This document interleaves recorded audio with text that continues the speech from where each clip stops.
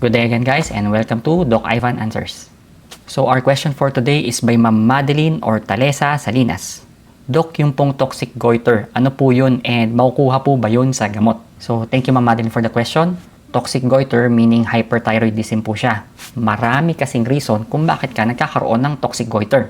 So magbigay po ako ng examples Ma'am Madeline. Graves' disease, Plummer's disease or multinodular toxic goiter, iodine excess sa diet, levothyroxine excess sa gamot, toxic adenoma, thyroiditis, or dun sa mga ibang gamot. For example, amiodarone. Marami pong causes ng toxic goiter. Ibig sabihin, kailangan mo munang alamin, Ma'am Madeline, kung ano ba ang reason kung bakit ka may toxic goiter. Doon mo malalaman kung pwede ka bang maggamot, or kailangan mong operahan, or kailangan mo lang itigil or bawasan yung mga kinakain or yung mga iniinom mong gamot. By knowing the reason of your toxic goiter, doon natin makikita kung ano yung mas magandang management na para po sa'yo. So for example, toxic goiter mo lang, rason is Graves' disease kunwari. Yes, pwede ka lang pong maggamot. Kung ang toxic goiter mo dahil lang nasobrahan ka sa levothyroxine, ayun, kailangan mo lang stop yung gamot. Medyo mas naguluhan ka ba, Ma'am Madeline? Anyway guys, if you want to know more about hyperthyroidism, may lecture po tayo dyan. Ipipaste ko na lang yung link dito sa description sa baba. So, thank you po again guys and have a good day.